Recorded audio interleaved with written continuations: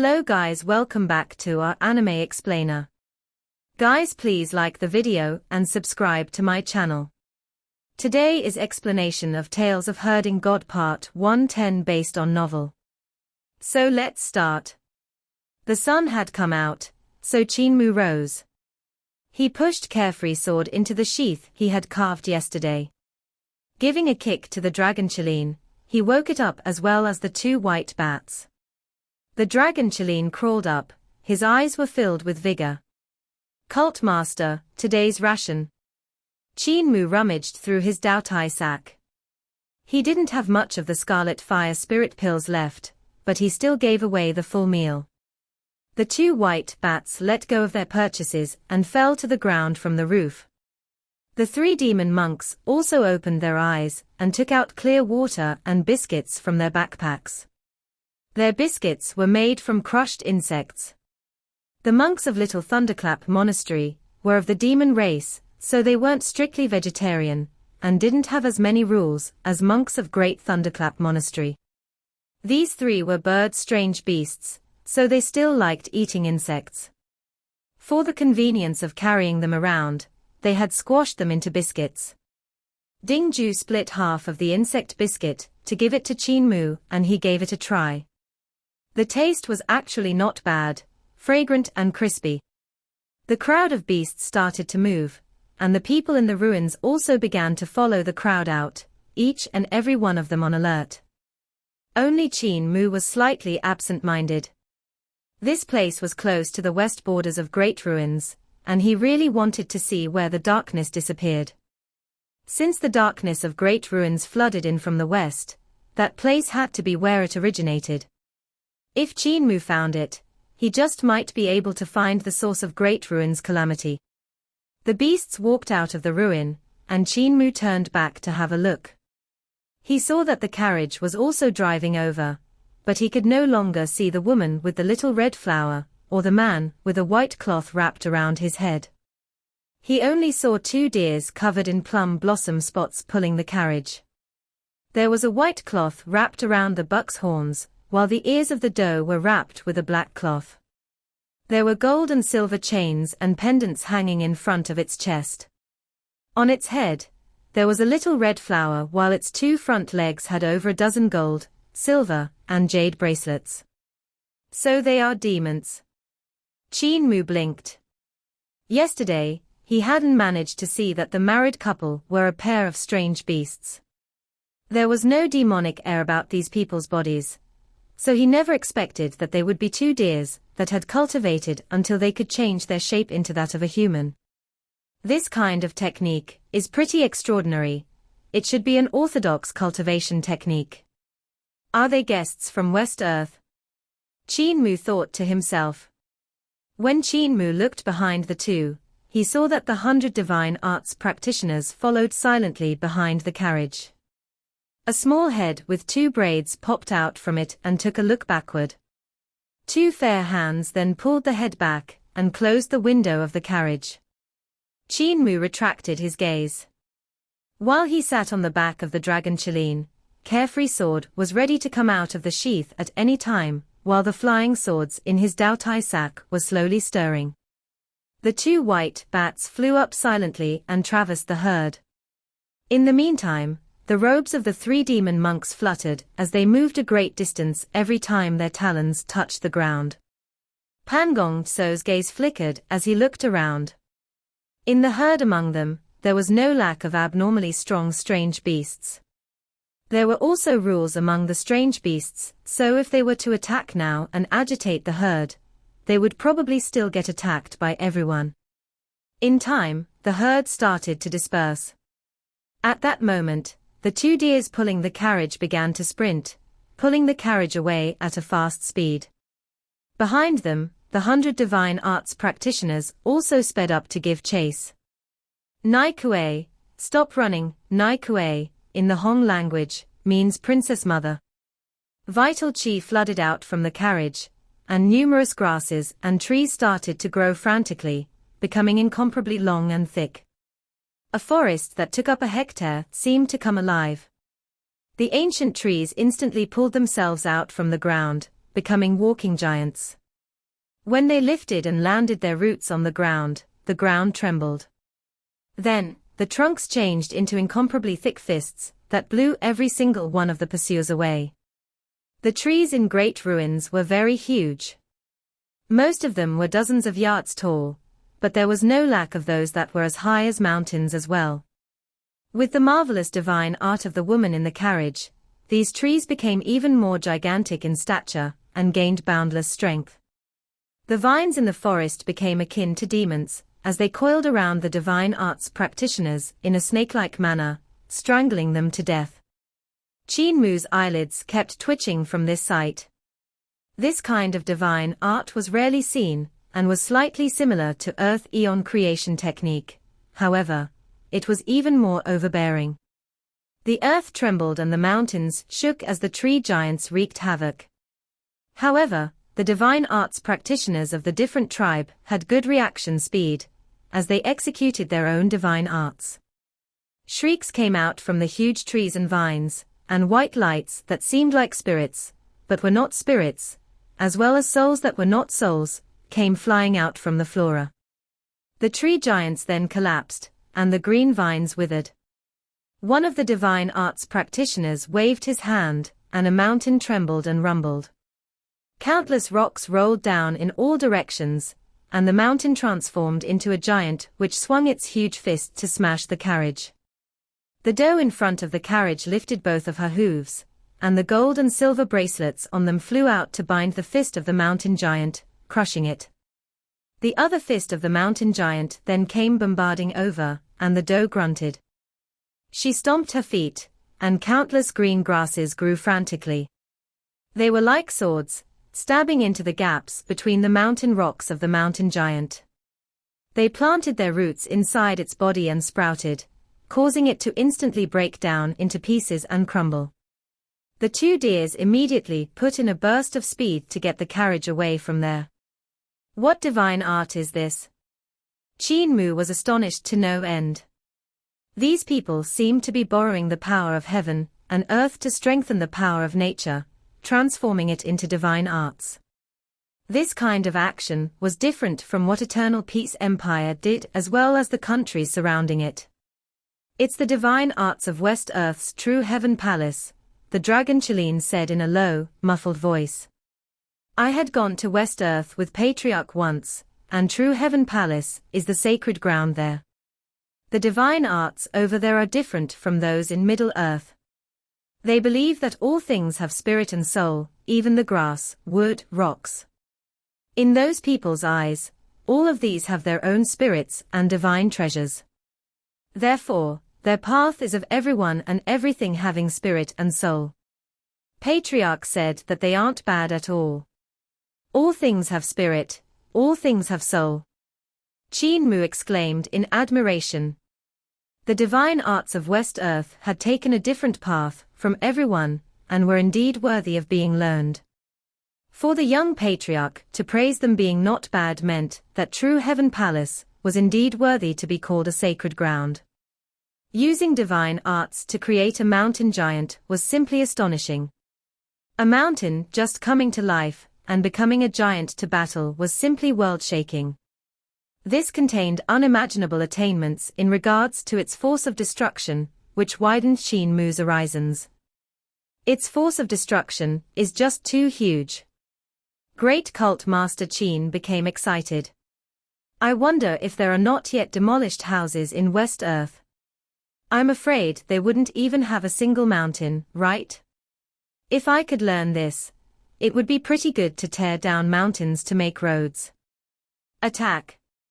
Suddenly, Pangong So gave an order, and everyone under him sprung into action at once.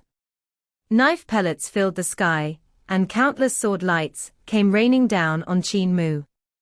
At the same time, the three shaman kings also moved and cast shaman spells to bring the two white bats down from the sky. Qin Mu laughed loudly and raised his clothing up to vanish. In the next instant, he appeared beside the great shamans and soldiers of barbarian Di Empire. Once his carefree sword flew out, countless sword lights burst forth from his Dao Tai sack and shot off in all directions. Swoosh! 8,000 swords filled the ground and floated in an area of 300 yards. Blood continuously dripped off from the blades of the swords, when only 2 great shamans of 7 Stars realm had escaped unscathed. They withstood the countless sword lights and didn't get pierced through the heart, however, they had been frightened. Teleportation clothing. Pangong So was astonished. Qin Mu had made his move way too fast. By relying on the teleportation to come right next to them, he instantly unleashed his fatal move. With a raise of his finger, Carefree sword flew up and countless sword lights swirled around it, slashing down towards one of the great shamans on 7 Stars realm. Golden wings appeared behind the great shaman's back and flapped repeatedly. Countless golden feather swords flew out and clashed with the attack. Qin Mu was suddenly overwhelmed and blown backward. As he did so, his clothing covered his body and he vanished. The next instant, Qin Mu appeared behind that same great shaman, and his 5 fingers opened up, making Carefree sword and the rest of the 8,000 swords was over. At this moment, Pangong So's body turned and he also vanished. The dragon Qin and the 3 demon monks came sprinting over, and the 2 great shamans on 7 Stars realm rose into the sky. They were being chased by the 3 demon monks, who shook their bodies to transform into 3 golden-winged dopengs that pounced toward them. The dragon Qin opened his mouth to roar, and a pillar of fire shot towards Pangong So. He didn't dare to take it head-on, and his figure flashed, vanishing and appearing at the side of the 3 shaman kings. The 3 shaman kings were beating the 2 white bats furiously, but the 2 white bats could truly take a beating. Even as they were getting beat up by a shaman king on life and death realm and 2 on celestial being realm, they could still jump around. They truly had a thick skin. Qin Mu, you shall deal with these 2 white bats. The other shaman kings, kill those 3 bald donkeys. Pangong So said sternly. We have to get rid of them. Shaman King Qin Mu was a great expert on life and death realm, so he alone was enough to suppress the 2 white bats. Even though he couldn't beat them to death, he could prevent them from coming to support Qin Mu. 2 shaman kings on celestial being realm, and 2 great shamans on 7 Stars realm, were more than enough to kill 3 demon monks, and the dragon Qin, as the 4 of them had not yet cultivated to celestial being realm. Just as Pangong So said those words, he saw Qin Mu taking out a black jar from his Daotai sack, and his scalp couldn't help crawling. He shouted sternly, "Move back quickly." He activated the teleportation spell, and his figure immediately vanished. Even though his cultivation had already reached 6 directions realm, he still couldn't teleport too far away. He could only cover about 2,000 yards. Pangong So turned back to look and saw that Qin Mu had already smashed the black jar. Incomparably dense black smoke started to spread in all directions and instantly covered an area of several hundred yards. Shaman King Qin Mu and the other 2 shaman kings hurriedly rushed away and didn't get caught up by the black smoke. Yet even after escaping with their lives, they couldn't help feeling a lingering fear. The corner of Pangong So's eyes twitched furiously. This was the shaman poison he had refined in his previous lifetime, and it had an extremely intense toxicity. If a soul or primordial spirit was tainted by it, the soul would corrode and the primordial spirit would rot. Even great experts on life and death realm would lose their lives and go to the yellow springs in a few breaths' time. Qin Mu's action of smashing the jar was clearly to drag everyone down and kill them together. That's not right. This black smoke isn't like the shaman poison I created. Pangong So's heart jumped. Even though this black smoke was similar to his shaman poison, he was an expert on shaman poison. He quickly saw through the trick and knew that the black smoke was just smoke and not shaman poison. It was obvious that the Qin rascal had not been lazing around yesterday night. He had to have created a black jar sneakily, and made some black smoke to store inside it. He had 2 Daotai sacks, so if he had made something in one of them, no one would know what he was making. Crap, we were tricked. Pangong So's expression turned black, and he wanted to fight his way back. However, the 2 great shamans on 7 Stars Realm had already been gotten rid of by the 3 demon monks, while the 2 white bats had once again crawled up with vigor. He wanted to return to fight more, but then he saw Qin Mu taking out another black jar from his Daotai sack, and couldn't help hesitating. Qin Mu laughed loudly and said in a clear voice, "Old brother Pan, farewell." Pangong sneered and shook his sleeves. Looking at the 3 demon monks, he suddenly said loudly, "Monk Ding Ming." The 3 golden-winged dopengs lowered their wings and transformed back into 3 demon monks when they landed on the ground. They had the bodies of humans with bird talons while wearing the loose Buddhist robes. Monk Ding Ming raised his head and said, "Here." Pangong So bowed and paid his respect. Suddenly, an apparition of a devil appeared behind him which stood on a sacrificial altar. That devil also bowed and paid his respect. Monk Ding Ming gave a cry of astonishment, and his body couldn't help reverting back to its true form, the golden-winged dopeng. Loud snapping sounds came from his body as his 3 souls and 7 spirits split. He then collapsed to the floor, dead. Qin Mu couldn't help feeling his skin crawl. Monk Ding Ming was a great expert on 7 Stars Realm, yet he had actually died from a pay of respect. This was the divine art that Grandmaster used to kill people after learning their name, the divine art that caused Butcher to not dare to reveal his true name. How do I counter this? While Qin Mu thought until this point, Pangong So, whose face was slightly pale, spoke up again. Monk Ding Ji. Monk Ding Ji kept his mouth shut and didn't reply. Pangong So bowed to him nonetheless, and the apparition of the devil on the sacrificial altar also bowed. Monk Ding Ji then gave a loud cry and instantly died an unnatural death. Blood leaked out from the corner of Pangong So's mouth as he sneered. When he looked at Monk Ding Ju, the latter felt his skin crawl, and he spread his wings to fly away. Ding Ju. Pangong So paid his respect, and Ding Ju's souls and spirits dispersed in midair. The corpse of the golden-winged dopeng fell from the sky. Pangong So spat out a mouthful of blood and looked at Qin Mu ruthlessly before turning around. If you had not used a fake name, it would have been this easy for me to kill you. The 3 shaman kings immediately caught up with him and vanished into the forest. Qin Mu frowned. Pangong So was afraid of the shaman poison he had created himself, so he didn't dare to attack and could only retreat. However, the shaman spell he had used to pay respect to the soul when he was angry was indeed terrifying. Pangong So was still on 6 Directions Realm, yet experts on 7 Stars Realm had just died with just the paying of respect. The abilities of the 3 demon monks were very extraordinary, and they were strange beasts that had great success in their cultivation, yet that had helped them none. Golden-winged dopeng was considered quite a well-known unusual breed in Great Ruins, and had extremely strong abilities. Their corporeal bodies were tough, and by cultivating the Dharma of Little Thunderclap Monastery, their primordial spirits were stable.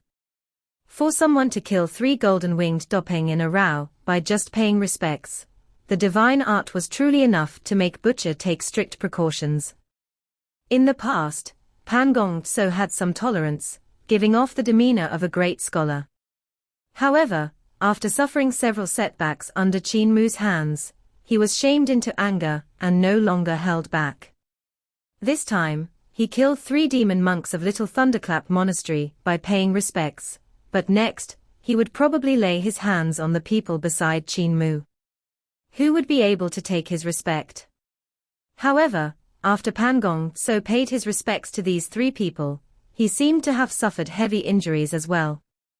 It's obvious that this divine art has an extremely great drawback, and can't be used recklessly. Qin Mu's brows still didn't relax.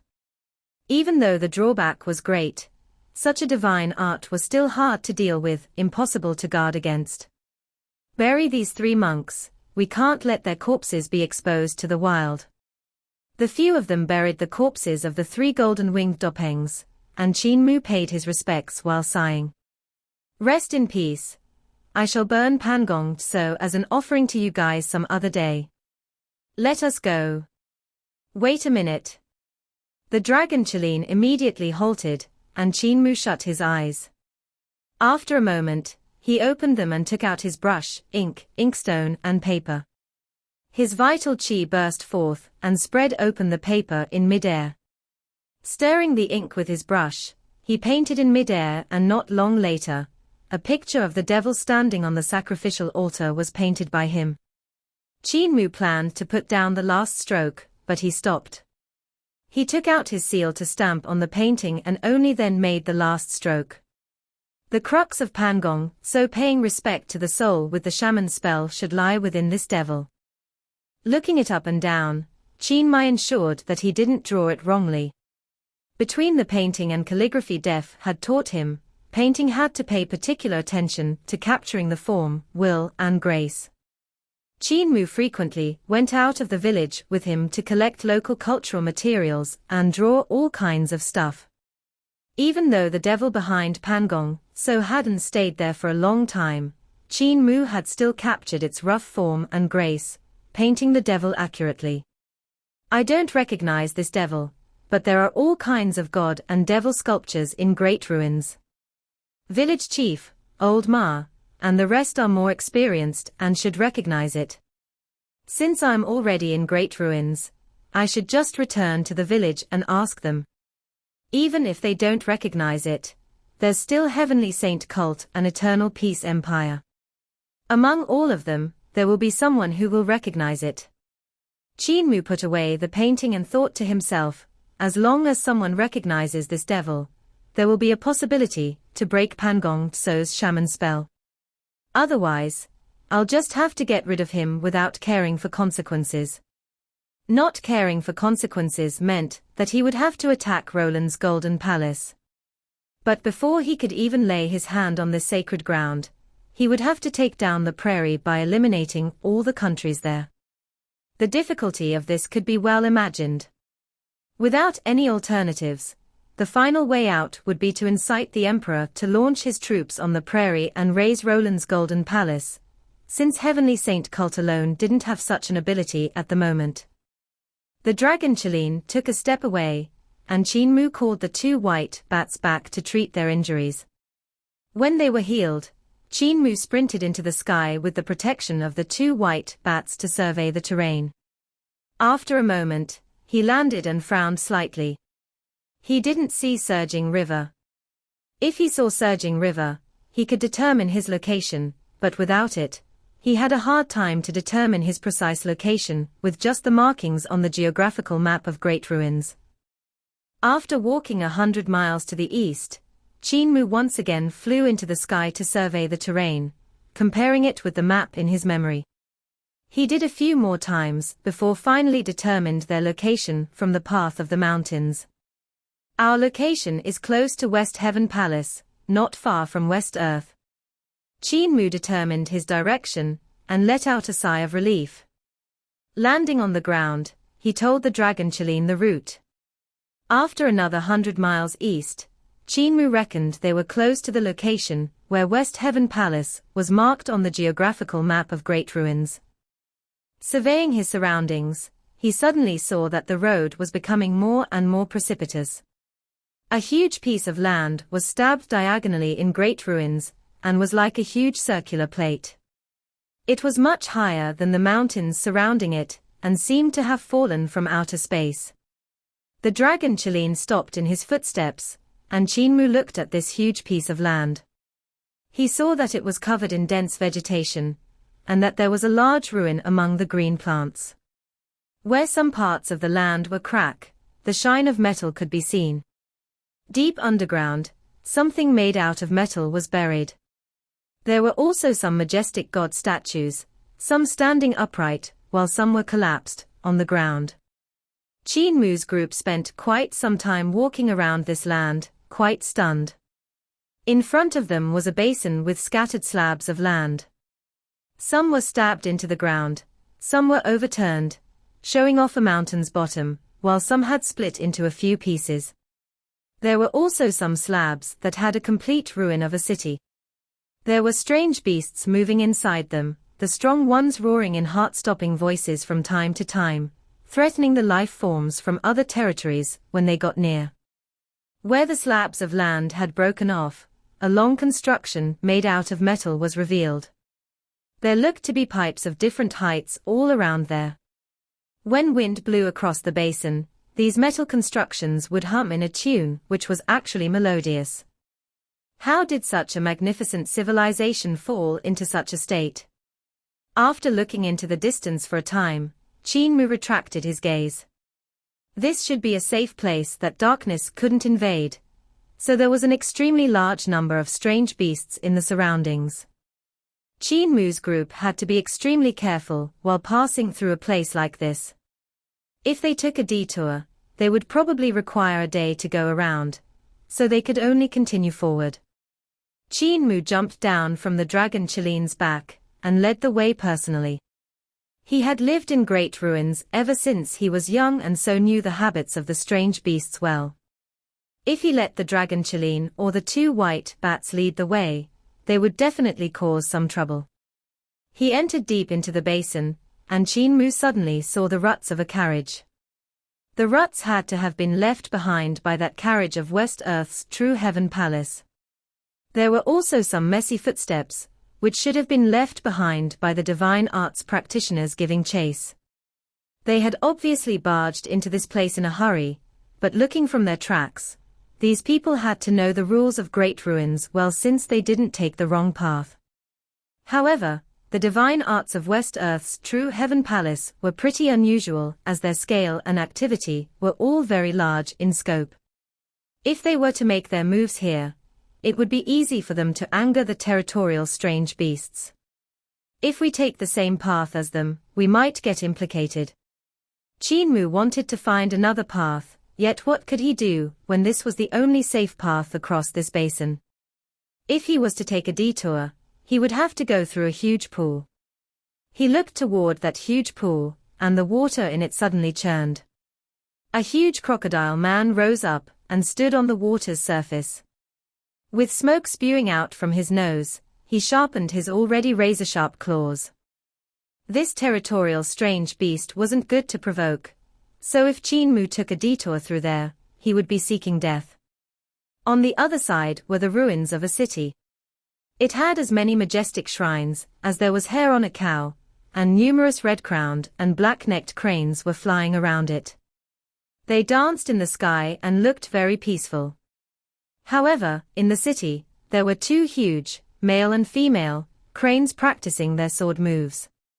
As their wings vibrated, countless sword lights filled the sky and lined up into a circle. From the movement speed of those sword lights, Qin Mu felt that these two crane leaders were even more dangerous than the crocodile leader. There's only this path. Qin Mu let out a shaky breath and muttered under his breath, "We cannot interfere with the family matters of West Earth's true heaven palace. I'm not someone who likes fighting and poking my nose into other people's business. We will just walk around them." The center of the basin was very bustling, with 4 rhinoceroses that had thick bone armor walking around. Their bodies were snow white, without a speck of impurity. Their little eyes glanced at Qin Mu and the dragon Chilean behind him in alert, as well as the white bats that were flying to and fro and hanging themselves on the trees continuously. One of the female rhinoceroses spoke up in a human language. "This huge dog is so fat that it had become a pig, yet it is actually still able to walk." The rhinoceroses in the lead had an ashen face and immediately rolled on the ground, transforming into a giant with the head of a rhinoceros and a human body. Underneath his bone armor was bulging muscles, and he put his front hooves forward while saying to Qin Mu, "Dao friend, my old wife likes to spout nonsense, please don't take it to heart." Qin Mu smiled. "No worries. Fatty Dragon is indeed a little fat." The rhinoceros leader let out a sigh of relief, and brought the 3 female rhinoceros to leave immediately while grumbling, "Can't you see it? These fellows are all ruthless characters, every one of them is fiendish, especially that human and the 2 white bats, having so many souls of the dead circling around them." Qin Mu was astonished, and the dragon Qilin said, "People say that white rhinoceroses are psychic, that they are able to see the netherworld as well as the souls of the dead. It's truly remarkable. However, they are still wrong in their judgment. I'm not a huge dog nor am I fat, I'm sturdy." The sound of divine arts and spirit weapons clashing against each other came from up ahead. It sounded very lively over there. Qin Mu called the 2 white bats over and carefully walked forward. They didn't walk far before a battlefield opened up in front of their eyes. The strong practitioners of True Heaven Palace were surrounding the carriage, all of their bodies already covered in wounds.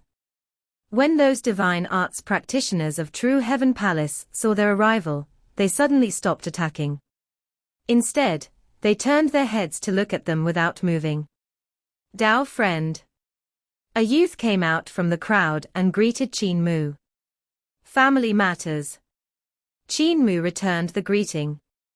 "I'm only just passing by." The youth revealed a smile and waved his hand. "Open a path and let them pass." Qin Mu smiled and nodded to both sides to show his intention, before bringing the dragon Qilin and the 2 white bats over. In front of them, they saw that the carriage was already shattered in pieces, the wheels and roof destroyed. One of the plum blossom deers sat beside the broken carriage, while the other was in its true form. This should be because it was too injured and could no longer keep up its human shape. The mother and daughter that the 2 deers were protecting had come out from the carriage. The woman was covered in blood and gasping for breath, as she protected the child behind her. "Righteous person." The man that had transformed from the buck suddenly stretched out his hand and grabbed the corner of Qin Mu's shirt. He raised his head with difficulty, hanging on to the last of his breath. "Righteous person, could you please?"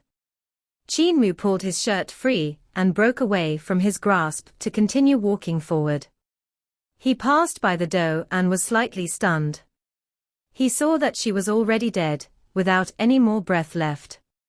Qin Mu pulled his gaze back and continued to walk forward. Suddenly, the woman who was referred to as Nai Kuei grabbed his hand and looked at him hopefully while pleading in a hoarse voice, "Take my child, just let her live." Qin Mu paused, and the youth from True Heaven Palace behind him shouted, "Dao friends, these are the family matters of our True Heaven Palace." Qin Mu broke free from the woman's grasp and continued to walk forward. He smiled at the divine arts practitioners of True Heaven Palace on both sides, and led the dragon Qilin and the 2 white bats out of the battlefield. The dragon Qilin caught up to Qin Mu in a few steps, and turned his head to look at his face. He hesitated before saying, "Cult master." Qin Mu was expressionless as he said, "It's other people's family matters, so we shouldn't interfere. It's good not to interfere. Patriarch said that you like to create trouble, but it looks like you have grown up." Qin Mu stared blankly ahead. "Grown up? This is growing up. You understand how to weigh the pros and cons, so you have naturally grown up. You have become rational," the dragon Qilin explained. "You were very irrational in the past, fighting here and there, not fearing to offend anyone. During those few months, Patriarch had to clean up a lot of your messes." Qin Mu fell silent as shouts came behind him. "So this is growing up. I don't want to grow up then." Qin Mu burst into laughter and continued walking forward. Small swords came flying out silently from his Dao Tai sack and stabbed in his surroundings. More and more flying swords landed on the ground and laid a sword formation. He continued walking forward, and the 8,000 swords continued to enter the ground in front of him. Sword-treading mountains and rivers, the swords actually formed the shape of mountains and rivers by stabbing themselves into the ground. With a ding, the final sword landed. Qin Mu stopped and pressed his hand down. The 8,000 swords went underground in unison, and he suddenly covered himself with his clothing, vanishing without a trace. I, your father, am not willing to become an adult like this. Right and wrong. Nai Kuei, so what if you escaped to great ruins? The youth had his hands behind his back, and looked at the other divine arts practitioners of True Heaven Palace attacking the woman protecting the little girl. With a calm expression, he said, "You guys have already lost, and True Heaven Palace now belongs to the you. Don't blame me for being heartless. There's a good saying in Middle-earth, if the roots are not removed during weeding, the weeds will grow back up when the winds of spring begin to blow. True Heaven Palace no longer belongs to your Xiong family." Their current place was considered to be the remains of Great Ruins West Heaven Palace, so the practitioners of True Heaven Palace had to be careful in executing their divine arts here. What they cultivated was the idea that all things had souls and spirits. Mountains had mountain spirits, water had water spirits, grass, trees, and wild beasts had their own spirits as well, with no one being an exception. There was nothing that couldn't become a divine art. Because of that, they naturally had sharp senses in regards to nature, and in the remains of Great Ruins West Heaven Temple, they could feel a danger. Everything here contained immense power, as if there were ancient gods lying asleep somewhere below. Their divine arts could awaken all things in the world to fight for them, but if they awakened the gods in this land, they would only bring great danger upon themselves. The power of West Heaven Palace wasn't a power they could control. Therefore, they had to be careful not to stir up this imposing, but for the time being, lying dormant power. Luckily, they had all refined their own spirit weapons. They were different from the spirit weapons of Eternal Peace Empire's divine arts practitioners, however. Most of them were in the shapes of grasses, trees, mountains, flowing water, and white clouds.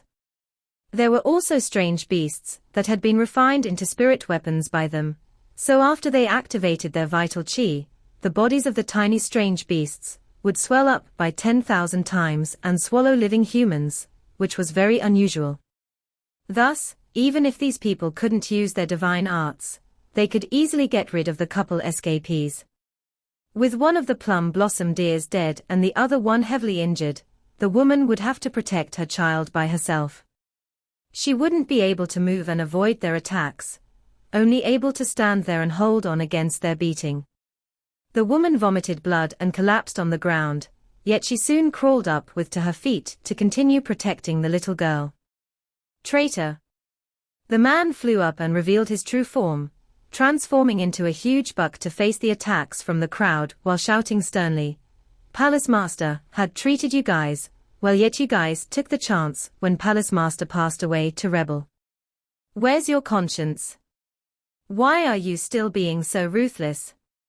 Bang, bang, bang. In an instant, countless attacks landed on his body, and he was killed up in the sky. Before he died, though, he tried his best to swing his huge antlers out to stab at the youth. The abilities of the two deers were extremely brilliant, not in any way inferior to those of the dragon Qilin. It was only a pity that there were too many people on the other side, and they could only meet with such a miserable end. Over a dozen divine arts practitioners rose into the sky and grabbed onto the branches of the antlers. The dozen or so people landed on the ground, yet they still couldn't stop the force from the swing of the antlers and were pushed back. The soil and rocks under their feet overturned, and the antlers continued to crash towards their target. The youth was unmoved and sneered. "Xiong family has dominated True Heaven Palace for so many years, that it should be time to give up the position of the Palace Master. Blood must be seen when killing a person and weeds must be uprooted. If your Xiong family isn't extinguished, our Yu family will have to worry about you guys making a comeback." In front of him, a puppet-sized strange beast suddenly swelled up, and gave a world-shaking roar, as it beat its chest with both of its hands. It grabbed the antlers that were crashing over with both of its hands, and the antlers came to a stop. A thump. The corpse of the buck landed beside the doe. The youth laughed and said, "Kill Nai Kuei and the little princess, so we can go back and finish our mission." The divine arts practitioners of True Heaven Palace walked up, and their spirit weapons flew into the air. The woman gave them a dark look and turned to hug the little girl in her arms while saying in a gentle voice, "Little darling, it's going to be fast." "Mom, can we meet Grandpa and Grandma?" The woman's heart trembled. "We can. What about Dad?" The little girl's eyes were sparkling as she asked. The woman shed tears when she said, "We will meet him." The little girl calmly consoled the young married woman, "Mom, I'm not scared. So you don't cry either. I miss Grandpa and Grandma. Before Dad died, he looked so scary covered in blood, he made me cry from shock, but I think he will be smiling when we see him later." Whoosh! The spirit weapons transformed into spirit trees and strange beasts in the sky, then pounced at them.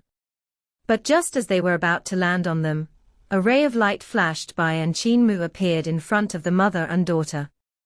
When he spread out his arms, the embroidered gown on his body automatically flew out in front of him.